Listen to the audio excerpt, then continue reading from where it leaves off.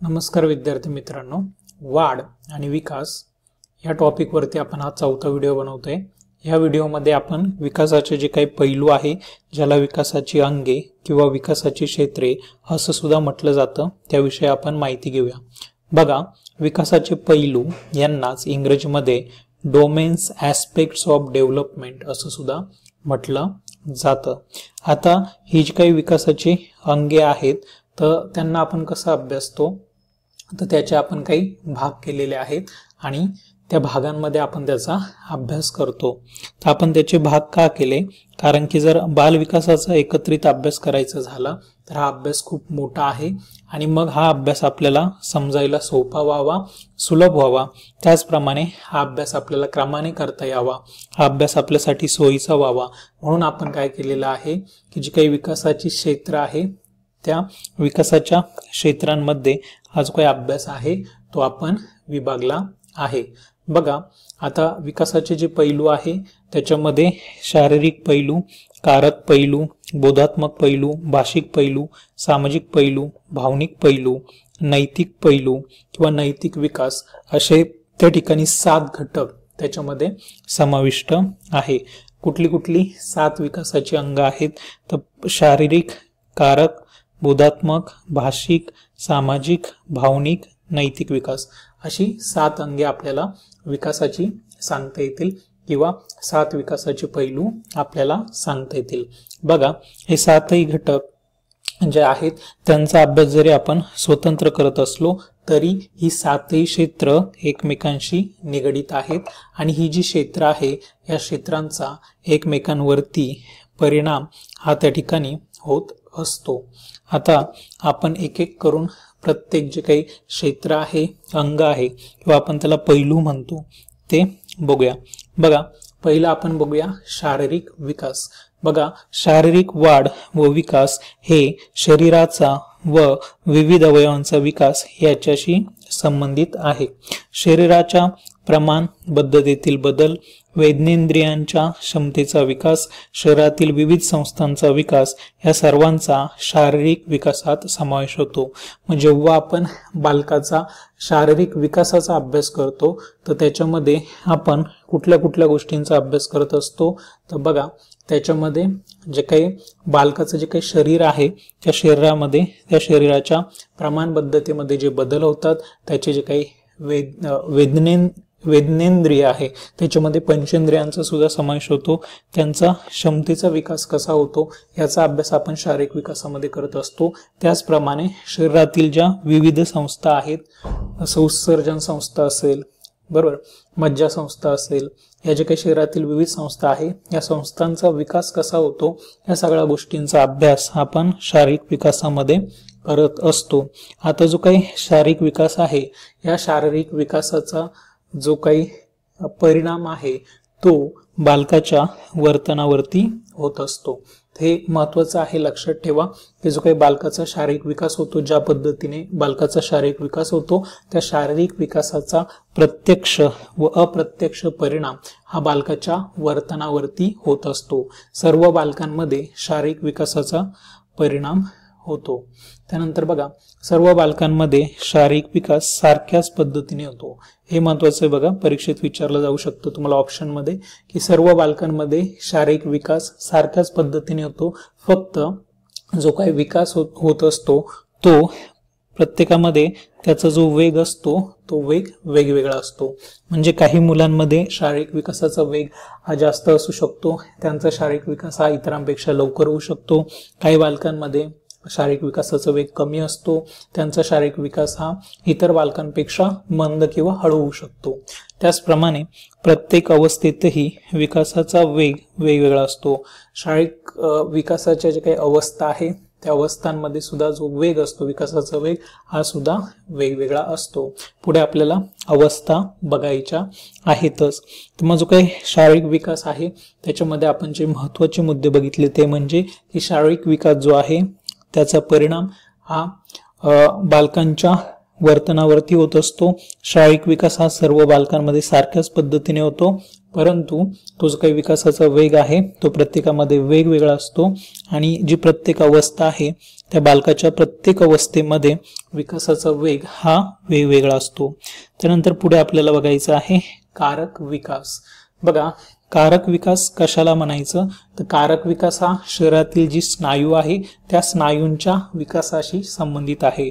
बघा, शरीरातील स्नायूंचा विकास म्हणजेच काय कारक विकास। शरीरात बघा लहान व मोठ्या स्नायूंच्या साहाय्याने बालक विविध कौशल्य प्राप्त करते म्हणून त्यांना आपण कारक कौशल्य असं म्हणत असतो। मग बघा, जे काही स्नायू आहे त्या स्नायूंच्या मदतीने जो बालक असतो तो कारक कौशल्य प्राप्त करत असतो, जसं की बसणं असेल, उठणं असेल, धावणं असेल, बरोबर। त्याच्यानंतर बघा, मज्जासंस्था, मज्जापेशी आणि स्नायू यांच्या एकत्रित हालचालीमुळे व समन्वयामुळे शारीरिक हालचालींवर नियंत्रण ठेवण्याचा हा विकास आहे। बघा, जो काही बालक असतो तो काय करतो तर जे काही स्नायू आहे त्यांच्यावरती नियंत्रण मिळवण्याचा प्रयत्न कारक विकासामध्ये करत असतो। ठराविक वयाला ठराविक स्नायूंच्या हालचालींवर नियंत्रण येते हे कारक विकासा संदर्भातील अभ्यासातून सिद्ध झाले आहे। बघा, जो काही कालावधी आहे ठराविक वय आहे त्या ठराविक वयामध्ये ठराविक स्नायूंच्या हालचालींवरती नियंत्रण येत असतं। आता हे नियंत्रण येत असताना ठराविक पद्धतीने आणि ठराविक क्रमानेच येतं हे या ठिकाणी लक्षात ठेवा। ठराविक पद्धतीने आणि ठराविक क्रमानेच हे नियंत्रण येत असतं, म्हणजे आधी बालक ते मान पकडायला लागतं, बरोबर। बाल्यावस्था हे कौशल्य शिकण्याचे आदर्श वय आहे। हे सुद्धा तुम्हाला विचारू शकतात की कौशल्य शिकण्याचं आदर्श वय कोणतं, तर त्याचं योग्य उत्तर असेल बाल्यावस्था। बाल्यावस्था हे कौशल्य शिकण्याचं आदर्श वय आहे, कारण या काळात जे बालकाचं शरीर असतं ते शरीर लवचिक असतं, त्यामुळे ह्या काळामध्ये जे बालक आहे तो काय करू शकतो, ती जी कौशल्य आहे शरीर लवचिक असल्यामुळे ती कौशल्य सहजगत्या अवगत करू शकतो। त्याच्यानंतर बघा, पुढे आपण बघूया बोधात्मक विकास। आता जो बोधात्मक विकास आहे तो कशाशी संबंधित आहे तर आपली जी काही बुद्धिमत्ता आहे, त्याच्यानंतर आपल्यामध्ये असलेली सर्जनशीलता, त्याच्यानंतर कल्पनाशक्ती, समस्या सोडवणे, अवधान, स्मरण, संकल्पना निर्मिती या सगळ्यांशी संबंधित विकास त्याला आपण बोधात्मक विकास असं म्हणतो। त्याला इंग्रजीमध्ये कॉग्निटिव्ह डेव्हलपमेंट असं म्हटलं जातं। बघा, वेदन क्षमता, अवधान, स्मरण, संवेदन, बुद्धिमत्ता विकास, संकल्पना निर्मिती, समस्या सोडवणे, कल्पनाशक्ती, सर्जनशीलता, भाषेद्वारे शब्द व्यक्त करण्याची क्षमता, या सगळ्यांचा जो काही समावेश जो आहे तो बोधात्मक विकासात होतो। आणि या ज्या काही वरती सगळ्या क्रिया दिलेल्या आहेत या क्रिया कशा आहेत, या मानसिक प्रक्रिया आहेत। कशा आहेत, मानसिक प्रक्रिया आहेत। म्हणजेच आपण बोधात्मक विकासामध्ये मानसिक प्रक्रिया आणि मानसिक क्षमता, तो जो काही बालक आहे त्याच्या मानसिक प्रक्रिया आणि मानसिक क्षमता याचा विचार आपण बोधात्मक विकासामध्ये करत असतो, कॉग्निटिव्ह डेव्हलपमेंटमध्ये करत असतो। त्याच्या बुद्धीचा विकास किती झालेला आहे, कशा प्रकारे तो समस्या सोडवू शकतो, त्याच्यामध्ये किती क्रिएटिव्हिटी आहे, सर्जनशीलता आहे, या सगळ्यांचा अभ्यास आपण बोधात्मक विकासामध्ये करत असतो। त्यानंतर बघा, या ठिकाणी एक चार्ट दिलेला आहे।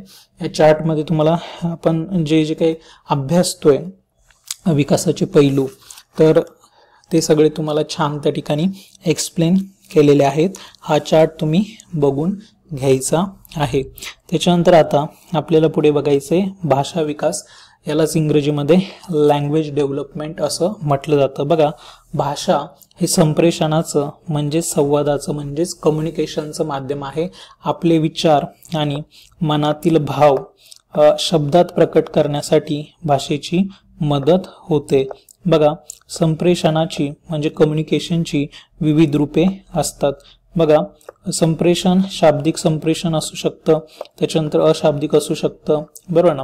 त्याच्यानंतर श्रवण, बोलणे, लेखन, खुणा याच्या माध्यमातून सुद्धा आपण संप्रेषण करू शकतो, संवाद साधू शकतो, कम्युनिकेशन करू शकतो। आविष्कार, हातवारे व खानाखुणा या सगळ्यांच्या मदतीने आपण संप्रेषण करू शकतो, कम्युनिकेशन करू शकतो, संवाद साधू शकतो। बघा, भाषेमुळेच काय होतं, बालकांना सामाजिक कृतींमध्ये सहभागी होता येतं। भाषा विकासाचा जो काही परिणाम आहे, हा परिणाम बोधात्मक, त्याच्यानंतर सामाजिक आणि भावनिक विकासावरती होत असतो। आताच वरती आपण बोधात्मक कॉग्निटिव्ह डेव्हलपमेंट बघितलं, ज्याच्यामध्ये मानसिक क्षमता आणि मानसिक विकासाशी तो संबंधित आहे। त्यानंतर बघा, पुढे आपण बघूया बालकाचा भावनिक विकास, यालाच इंग्रजीमध्ये इमोशनल डेव्हलपमेंट असं सुद्धा म्हटलं जातं। बघा, भावनांचा विकास म्हणजे भावनिक विकास। भावनिक विकास कशाला म्हणतात, ज्या भावना आहेत त्यांचा विकास, याला काय म्हणतात तर भावनिक विकास असं म्हणतात। बघा, वैयक्तिक आयुष्यावर आणि सामाजिक समायोजनावर या भावनिक विकासाचा परिणाम होत असतो। भावनांचा परिणाम हा वैयक्तिक आयुष्यावर, त्याचप्रमाणे सामाजिक आयुष्यावर, सामाजिक जीवनावर, सामाजिक समायोजनावर होत असतो। भावनिक विकासाचा अभ्यास करणे महत्त्वाचे असते, कारण माणसाच्या जीवनाचा हा सर्वात महत्त्वाचा पैलू आहे। परीक्षेत विचारू शकतात की जे काही विकासाचे पैलू आहे, त्या विकासाच्या पैलूंपैकी माणसाच्या जीवनाचा सर्वात महत्त्वाचा पैलू कोणता, तर त्याचं उत्तर असेल विद्यार्थी मित्रांनो भावनिक विकास। बघा, भावनिक विकासामध्ये सकारात्मक आणि नकारात्मक भावना, त्याच्यानंतर भावनिक आविष्कार आणि भावनांवरील नियंत्रण, तसेच भावनिक परिपक्वता यांचा अभ्यास केला जातो। लक्षात ठेवा, भावनिक विकासामध्ये आपण कुठल्या कुठल्या गोष्टींचा अभ्यास करतो, तर सकारात्मक आणि नकारात्मक भावना, त्याचप्रमाणे भावनिक आविष्कार, भावनांवरील नियंत्रण, तसेच भावनिक परिपक्वता, या सगळ्या गोष्टींचा अभ्यास आपण भावनिक विकासामध्ये त्या ठिकाणी करत असतो। त्यानंतर आता आपल्याला बघायचंय त्या बालकाचा सामाजिक विकास, त्यालाच इंग्रजीमध्ये सोशल डेव्हलपमेंट असं म्हटलं जातं। बघा, समाजाच्या अपेक्षांनुसार वर्तन करण्याची क्षमता प्राप्त होणे म्हणजेच सामाजिक विकास। सामाजिक विकास आपण कशाला म्हणतो, समाजाच्या अपेक्षांनुसार वर्तन करण्याची क्षमता म्हणजेच सामाजिक विकास। याच प्रक्रियेला बघा सामाजिकरण असे सुद्धा म्हटले जाते, आणि महत्त्वाचं आहे सामाजिकरण प्रक्रिया, याच्यावरती निश्चितच परीक्षेमध्ये प्रश्न विचारला जातो। सामाजिकरणालाच इंग्रजीमध्ये सोशलायझेशन असं म्हणतात। बघा, सामाजिक होणे म्हणजे काय, तर समाजमान्य वर्तन करणे, समाजमान्य भूमिका बजावणे आणि सामाजिक दृष्टिकोन निर्माण होणे, या 3 प्रक्रियांचा समावेश हा त्या ठिकाणी सामाजिकरणामध्ये होत असतो। बघा, प्रत्येक सामाजिक गटाची स्वतःची अशी वर्तनाचे परिणामे ठरलेली असतात आणि त्या सामाजिक गटाच्या सदस्यांसाठी ती लागू असतात। बालकाला ही परिणामे म्हणा किंवा नियम म्हणा शिकून त्यानुसार वर्तन करावे लागते। सामाजिक संबंध कसे निर्माण करायचे, घराबाहेरच्या लोकांशी कसे जुळवून घ्यायचे, विशेषतः समवयस्क बालकांशी कसे जुळवून घ्यायचे, हे बालके शिकत असतात। तर बघा, या सगळ्या गोष्टींचा त्या ठिकाणी समावेश सामाजिक विकासामध्ये होत असतो, की सामाजिक संबंध कसे निर्माण करायचे, घराबाहेरच्या लोकांशी कसं जुळवून घ्यायचं, समवयस्क बालकांशी कसं जुळवून घ्यायचं, हे बालक त्यामध्ये शिकतं। याशिवाय बरीच सामाजिक कौशल्ये बालके आत्मसात करतात, जी कौशल्य त्यांच्या सामाजिक विकासाचा भाग असतात। ठीक आहे, त्याच्यानंतर पुढे बघा, आता आहे नैतिक विकास। नैतिक विकास कशाला म्हणायचं, नैतिक विकास कशाशी संबंधित आहे। बघा, नैतिक वर्तन विकास व नैतिक संकल्पना विकास अशा 2 भिन्न परंतु एकमेकांशी निगडित अवस्थांचा नैतिक विकासामध्ये समावेश होतो। बघा, नैतिक विकासामध्ये 2 गोष्टींचा समावेश होतो, एक आहे नैतिक वर्तन विकास आणि दुसरा आहे नैतिक संकल्पना विकास। जो गट असतो, बालकांचा गट, त्या गटाच्या वर्तन परिमाणांशी जुळणारे वर्तन म्हणजे नैतिक विकास। योग्य वर्तन शिकणे आणि हळूहळू योग्य व अयोग्य वर्तनातला फरक शिकत जाणे ही जाणीवपूर्वक प्रक्रिया नैतिक विकासात घडते। जेव्हा मुलगा वर्गात जातो, त्याचे मित्र होतात, त्यांचा गट असतो, त्या गटाचं जे वर्तन असतं त्या गटाप्रमाणेच वर्तन करणे, त्याचप्रमाणे योग्य आणि अयोग्य वर्तन याच्यामधला फरक करायला शिकणे, या सगळ्यांचा समावेश हा नैतिक विकासामध्ये होत असतो। अशा पद्धतीने विद्यार्थी मित्रांनो, या व्हिडिओमध्ये आपण जी काही महत्त्वाची विकासाची अंगे आहेत त्यांचा अभ्यास केला। पुढील व्हिडिओमध्ये आपण जे काही विकासाच्या अवस्था आहेत त्या बघणार आहोत। धन्यवाद मित्रांनो, bye bye, take care, have a nice day.